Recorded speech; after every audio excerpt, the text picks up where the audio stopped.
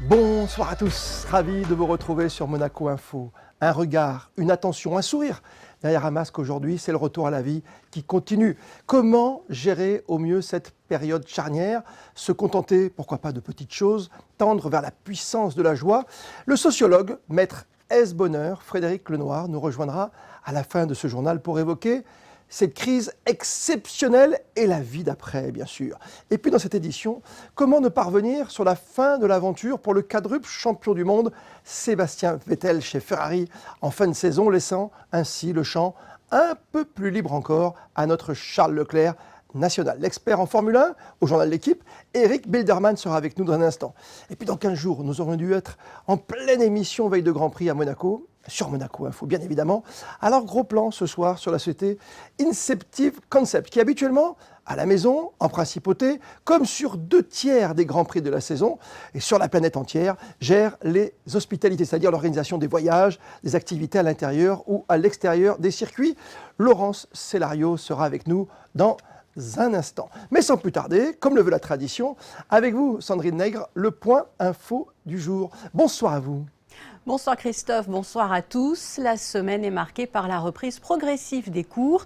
Nous vous parlions lundi des lycéens. Et bien cela me permet ce soir de vous livrer les résultats d'un sondage réalisé sur un réseau que vous connaissez bien, Malizia.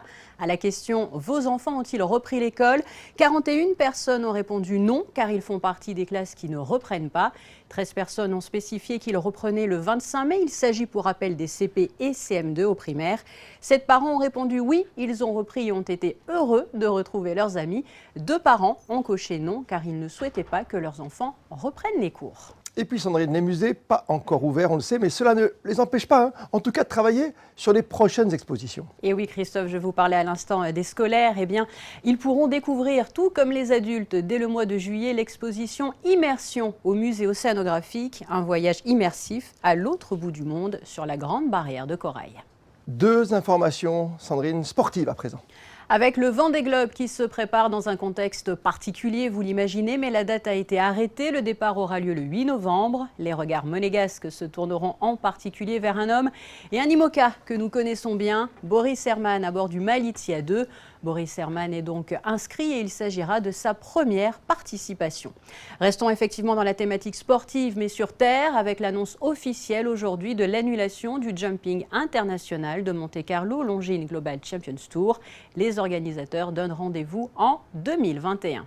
Merci beaucoup Sandrine, à tout à l'heure. Le sport, on va parler Formule 1 sans plus tarder avec Eric Bilderman, notre invité, grand reporter au journal L'équipe. Bonsoir à vous Eric. Bonsoir Christophe. Merci d'être avec nous pour essayer d'aller plus loin dans cette annonce qui est tombée hier. Et Sébastien Vettel qui est donc remercié par Ferrari, attention, à la fin de la saison. Ce qui veut dire que pour cette saison, notre Charles Leclerc national est le pilote numéro 1 de Ferrari, c'est tout simple? Oui, je crois qu'en fait, à mi-saison l'an dernier, il y a eu une passation de pouvoir. La domination de Charles Leclerc, domination sur la piste, mais également une domination psychologique sur Sébastien Vettel avait été constatée par tout le paddock. Aujourd'hui, on ne fait qu'entériner de manière officielle ce qui s'est passé discrètement entre les 2 hommes et au sein de l'écurie Ferrari à l'issue du Grand Prix de Spa et du Grand Prix de Monza à mi-saison la saison dernière. Oui, pourtant Eric, le combat était rude, âpre par moments entre les 2 pilotes. Oui, le combat était rude, puisque quand vous avez un quadruple champion du monde, vous ne pouvez pas, en cours de saison, lui faire comprendre qu'il n'est plus le pilote numéro 1. On a pu lui faire admettre que les 2 hommes étaient à égalité, qu'ils pouvaient se battre librement sur la piste. Et bien évidemment que jamais Sébastien Vettel, jusqu'au dernier Grand Prix, n'a accepté l'idée de s'effacer derrière Charles Leclerc. Et ça sera pareil si la saison reprend. Quand elle reprendra, on peut estimer, ou en tout cas espérer qu'au mois de juillet, on puisse voir le premier Grand Prix en Autriche. C'est pas simple non plus de voir un tel champion, hein, d'avoir à ses côtés un Sébastien Vettel. Quand on a 22 ans aujourd'hui pour Charles Leclerc, c'est très précoce, c'est un peu comme Kylian Mbappé en football, quoi. C'est le propre des génies. Vous avez eu Lewis Hamilton qui n'a pas attendu que les années viennent pour se proposer, pour s'imposer à la Formule 1. Max Verstappen, à 17 ans, quand il a débarqué en Formule 1, est tout de suite devenu le patron de Red Bull et personne n'a pu, quelle que soit la qualité des pilotes qui lui étaient proposés, qui lui étaient imposés à côté de lui, personne n'a pu à un moment donné faire concurrence à Max. Charles Leclerc c'est exactement le même type de surdoué. Il arrive dans une écurie, même s'il a un quadruple champion du monde à côté de lui, dès le deuxième Grand Prix, il ne respecte pas les consignes. C'était à Bahreïn, il double le quadruple champion du monde, dont Sébastien Vettel. Il prend la tête du Grand Prix. S'il n'y a pas un incident mécanique, il gagne dès ce deuxième Grand Prix. C'est la marque des très, très grands champions. Pour vous, il n'y aura pas d'entourloupe, entre guillemets. Vettel va accepter ce rôle de second? Non, à partir du moment où la saison va reprendre, on est non pas sur la projection 2021, on est tout simplement sur ce qui était un état de fait établi sur la saison 2020. Les deux hommes sont à égalité. Simplement, vous avez un avantage psychologique du côté de Charles Leclerc, Oui. et d'autre part, les consignes sont données en cours de Grand Prix pour qu'à un moment donné, Sébastien Vettel s'efface pour éventuellement lutter pour le titre de champion devant Charles Leclerc. Soit Sébastien Vettel se comporte en gentleman, le fait, soit il considère que ce sont ses derniers tours de roue avec la Ferrari, il veut gagner un maximum de Grands Prix, et on aura des clashs, mais ça fait partie du sport, ça fait aussi partie de la marque de ces personnalités très fortes. Moi, je dirais même que quelque part, j'espère que Vettel aille au bout quelque part de sa volonté d'aller gagner tous les Grands Prix possibles. Et puis grand monsieur également déjà, Charles Leclerc, avec ce message qu'il a posté sur Twitter hier, en rendant hommage au bon camarade qui a été, depuis son arrivée chez Ferrari, Sébastien Vettel. Ça c'est beau, c'est grande classe aussi. C'est politiquement correct, on ne peut pas imaginer Charles Leclerc, de par son éducation, de par ce qui fait partie de la politique dans le monde du sport et dans le monde de la Formule 1, avoir un autre type de message que celui-ci. Je crois qu'il y a du respect entre les deux hommes. Hors piste, les deux hommes avaient des relations humaines qui étaient tout à fait correctes, qui étaient tout à fait sympathiques. À partir du moment où on était sur la piste, là, c'était la guerre des égos, la guerre des talents et la guerre des ambitions. On lui met qui à côté à Charles Leclerc? On lui met un Lewis Hamilton ou on met son petit frère Arthur Leclerc? Non, je crois qu'on ne lui mettra pas Lewis Hamilton, ce serait de la folie. On ne lui mettra pas Arthur, il faut le laisser grandir tranquillement. On est plutôt sur la piste de Carlos Sainz, qui ferait un numéro 2 sans aucun problème dans l'écurie, qui est un pilote de talent, mais qui n'est pas non plus une personnalité de la Formule 1 telle qu'il puisse s'opposer à Charles Leclerc. Ce serait un peu plus risqué avec Daniel Ricciardo, qu'on annonce partant de chez Renault, qui lui a toujours été à la lutte avec Max Verstappen, quelles que soient les qualités de Max Verstappen lorsqu'il était chez Red Bull. Il va vouloir prendre sa revanche après ce qu'il vient de vivre et ce qu'il va vivre encore cette année avec Renault. S'il débarque chez Ferrari, là, le duo serait superbe. Le vrai Grand Prix, même à huis clos, c'est pour quand? Premier Grand Prix probable début juillet en Autriche, et une semaine après, un deuxième Grand Prix sur le même circuit en Autriche pour quelque part faire en sorte qu'il y ait entre 15 et 18 Grands Prix qui puissent se dérouler d'ici la fin de la saison, essentiellement à huis clos malheureusement. Merci Eric Bilderman. Merci à vous, au revoir, à bientôt. Et on reste dans le domaine de l'automobile, de la Formule 1 avec notre nouvel invité ce soir. C'est Laurence Célario qui est à la tête de cette société qui s'appelle Incentive Concept et que vous connaissez peut-être déjà. Bonsoir à vous. Bonsoir. Vous êtes spécialiste dans l'événementiel, dans les packages, comme on dit, les packs VIP ou autres packs d'ailleurs, pour ceux qui ont envie de passer un moment d'exception, notamment à Monaco, mais malheureusement cette année, on a un gros passement au cœur. Il n'y aura pas de Grand Prix de Monaco. Comment on vit cette crise finalement pour vous? Ça doit être très compliqué parce que c'est à la base de la création de tous ces packages. C'est assez compliqué parce qu'on n'a pas de visibilité pour le moment. Il est possible que les Grands Prix aient lieu à huis clos, ce qui implique aucun client, enfin aucun client potentiel pour nous, évidemment. Si on survit cette année, c'est bon. C'est un peu comme pour Charles Leclerc, notre pilote monégasque, vous êtes un peu à l'arrêt. Vous, votre société, voilà, vous êtes un peu dans les stands. Il est vrai que ça doit être assez compliqué pour Charles aussi parce qu'il ne peut pas piloter actuellement. Mais bon, ça ne remplace pas un Grand Prix quand même. Et même pour lui, ça doit être assez frustrant, je pense. C'est un énorme manque parce que c'est son Grand Prix à la maison, comme pour vous. On le disait souvent, on le dit souvent, c'est le Petit Prince de Monaco. Pour vous aussi, c'est votre maison, c'est là où tout a commencé. Gamine, je voyais déjà les courses automobiles parce qu'on habitait sur le port. Ah oui. Et c'est quelque chose qui est un peu ancré en moi quand même.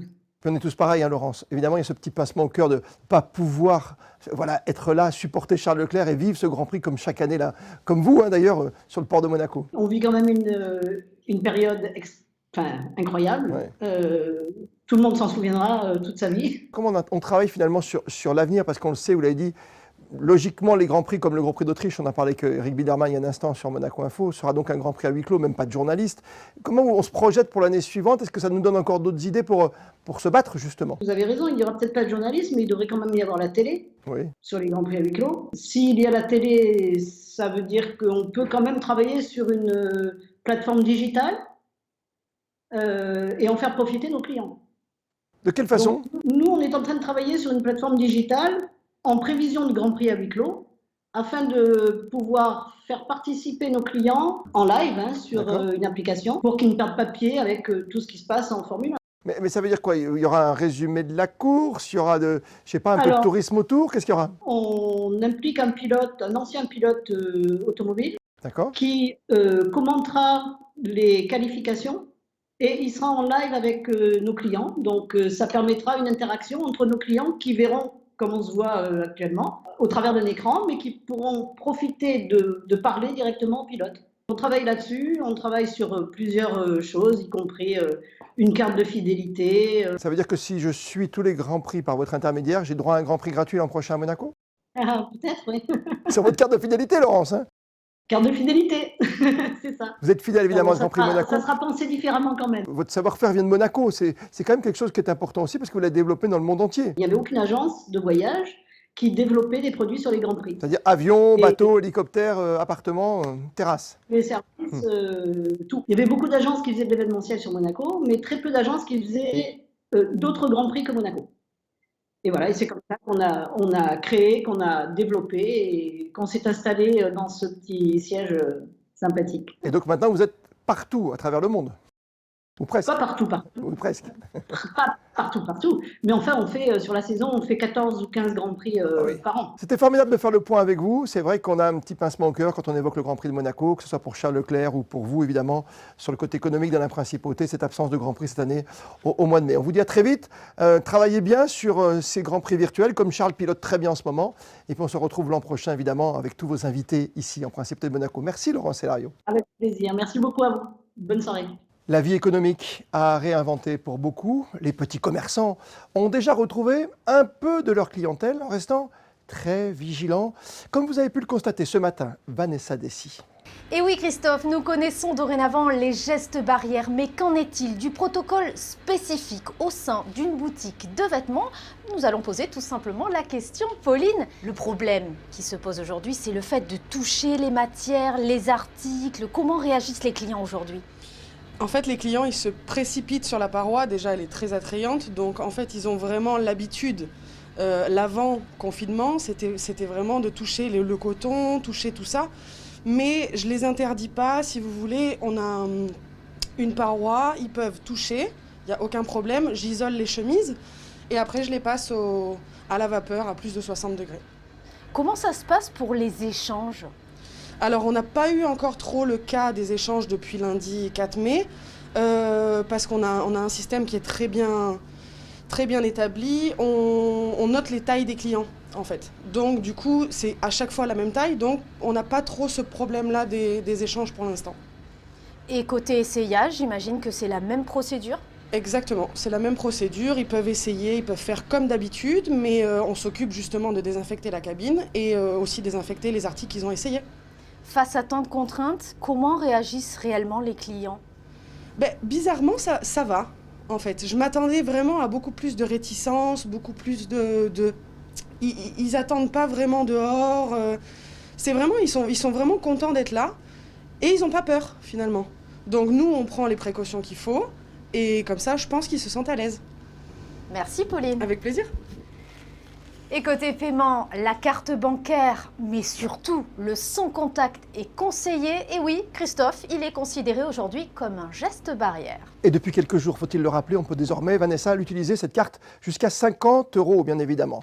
Et puis avant de recevoir le sociologue Frédéric Lenoir, Christine Datomel est allée à votre rencontre, vous, oui, bien sûr, pour recueillir vos témoignages sur cette reprise post-confinement et vos sentiments de sécurité ou non en dehors de chez vous.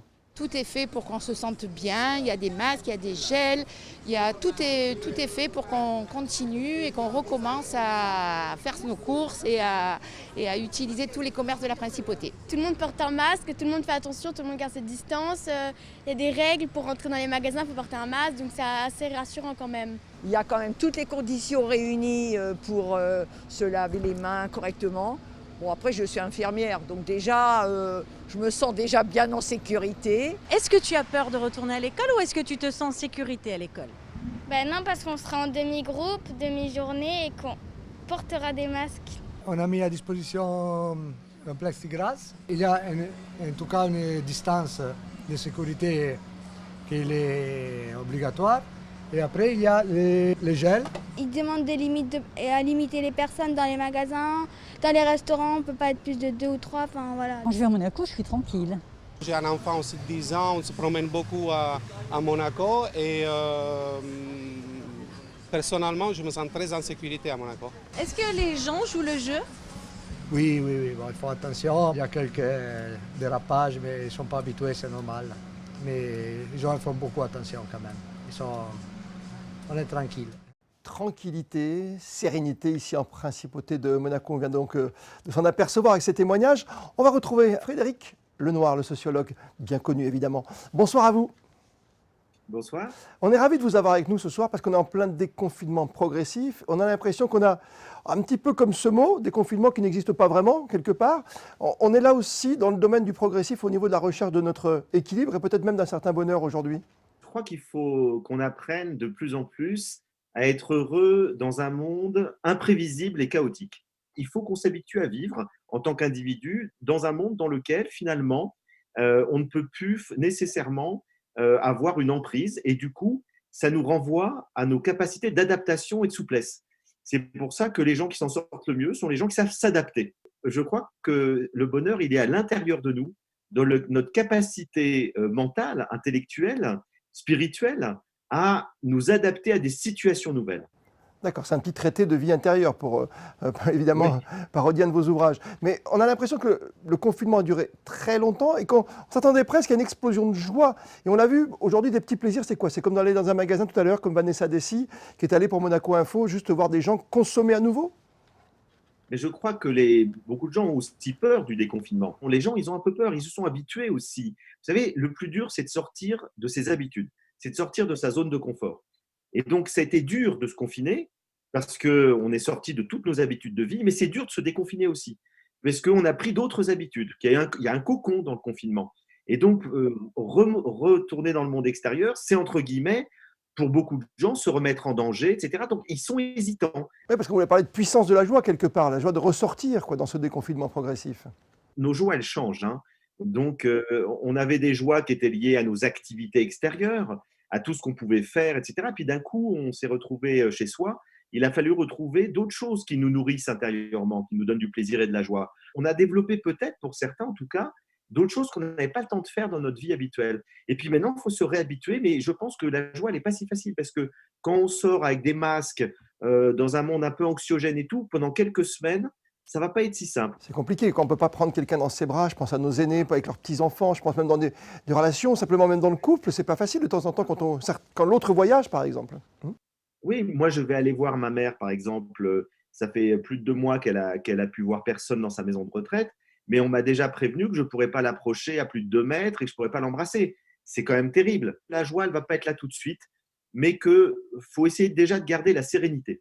C'est-à-dire essayer de ne pas être troublé par tout ce qui arrive et puis de trouver à l'intérieur de soi les ressources pour garder son équilibre, quelles que soient les conditions extérieures. Peut-on oser l'émerveillement? L'émerveillement, moi je vais vous dire, je l'ai vécu parce que j'ai été confiné dans la nature en Haute-Savoie. Et pendant 2 mois, j'ai été émerveillé par la beauté de la nature. Je n'avais jamais pris autant de temps dans ce petit chalet que j'ai la chance d'avoir en Haute-Savoie. Et j'ai vu tout le printemps fleurir. J'ai entendu les oiseaux comme jamais. J'ai vu des papillons comme jamais. J'ai l'impression que nous, on met des masques, mais que la nature respire. Et j'ai redécouvert l'émerveillement devant la beauté du monde. Et je pense que si on peut ne pas repartir tout à fait de la même manière qu'avant et laisser le monde respirer un peu plus, ce serait vraiment très important. La vie d'après, c'est pour quand, à votre avis? Je crois que là, la difficulté, maintenant qu'on sort du sanitaire, qui va durer encore quelques mois, c'est l'économie. Beaucoup de gens, notamment des entreprises, sont au bord de la faillite ou déjà en faillite. La grande préoccupation, ça va être le chômage, l'économie, comment essayer de faire pour que tous ceux qui ont été effondrés économiquement par la crise rebondissent. Et puis après, le troisième temps, ce sera essayer de revenir aux questions fondamentales du long terme, donc retrouver les questions fondamentales de la qualité de vie. On a donc eu l'occasion de méditer à cœur ouvert, Frédéric Lenoir. Voilà, exactement. Alors, je pense qu'il y a des gens qui ont découvert effectivement qu'on a plus de temps, on prend le temps ou de méditer ou en tout cas de faire les choses en étant présent et attentif. J'ai des amis qui mènent des vies de fous qui m'ont dit, là, d'un coup, on a eu le temps. Et donc, cette qualité d'attention à ce qu'on fait, essayons de la conserver dans le monde d'après. Prenez le temps, justement, comme on l'a dit, même maintenant dans cette période d'après, cette période de déconfinement, de redécouvrir ou découvrir tout simplement le dernier ouvrage de notre invité ce soir, que je remercie, Frédéric Lenoir. Chaleureusement, merci. Bon déconfinement dans votre chalet dans les Alpes françaises. Merci, j'y reste encore. Merci beaucoup.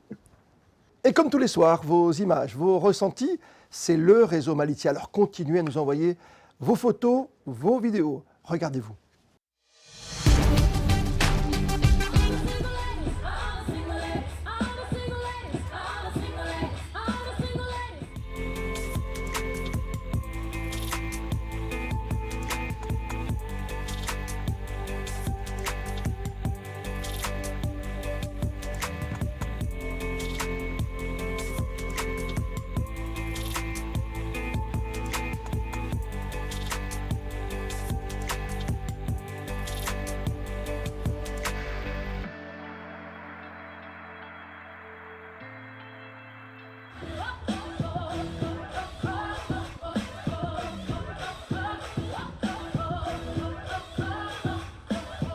L'info pratique, le retour avec Sandrine Nègre et la médiathèque de Monaco qui met Sandrine tout en œuvre pour permettre la lecture. Avis aux amateurs. Et oui, et ces amateurs sont, j'imagine, nombreux. La médiathèque de Monaco met tout en œuvre pour permettre le retrait d'ouvrages avec un principe, le prêt à emporter. Il faut téléphoner aux équipes pour passer commande au 93 15 29 40 et venir retirer cette commande sur place, sur rendez-vous bien sûr. Vous pouvez aussi commander des CD, des DVD et des jeux. Et nous parlons très souvent sur Monaco Info, bien sûr, du port des masques. Leurs prix d'ailleurs sont-ils encadrés officiellement, Sandrine ? Oui, par une décision ministérielle numéro 49, signée par Serge Tell le 12 mai pour permettre l'accès de tous aux masques en vue de limiter le risque infectieux. Objectif donc encadrer la vente de ces masques de 1,50 € à 5,50 €. Et quels sont d'ailleurs, Sandrine, les dispositifs d'accueil des usagers à la direction du travail ? Eh bien, la réception du public se fait sur rendez-vous exclusivement pour le traitement d'urgence ou de dossiers particuliers.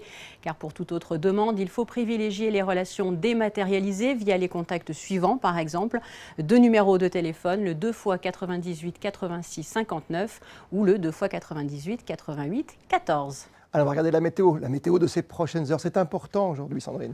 Alors, concernant le vent, tout d'abord, beaucoup moins de rafales qu'aujourd'hui. Un retour du soleil, présence de nuages, mais pas à tendance orageuse. Un mercure compris de 14 à 21 degrés et le soleil se lèvera à 6h06 pour se coucher à 20h48.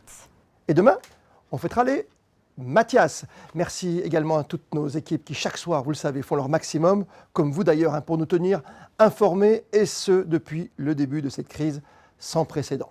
Comme le veut la tradition, on va terminer ce soir avec un tour d'horizon des réseaux sociaux all over the world, partout dans le monde. Je vous donne rendez-vous la semaine prochaine, à partir de lundi. Demain, 19h, c'est Émilie Rousseau que vous retrouverez sur Monaco Info. Bonne fin de soirée.